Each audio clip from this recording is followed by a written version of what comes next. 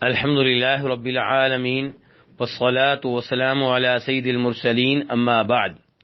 ایک بھائی سوال کرتے ہیں کہ وبائی امراض کے ایام میں، کرونا وائرس کے ایام میں یا دیگر طبی اسباب کی بنیادوں پہ نماز کے دوران چہرے کو ڈھانک لینا، ماسک پہن لینا جائز ہے یا ناجائز؟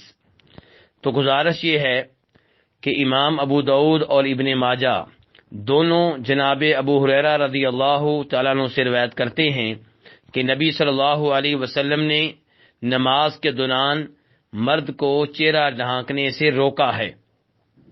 اس حدیث کے صحیح اور ضعیف ہونے میں اختلاف ہے۔ موجودہ زمانے کے مشہور و معروف محدث شیخ البانی رحمہ اللہ اس حدیث کو اس قابل قرار دیتے ہیں کہ اس کے اوپر عمل کیا جائے اور اسے حسن درجے کی روایت قرار دیتے ہیں۔ اس لیے نماز میں چہرے کو ڈھانکنے سے گریز کرنا چاہیے، اجتناب کرنا چاہیے۔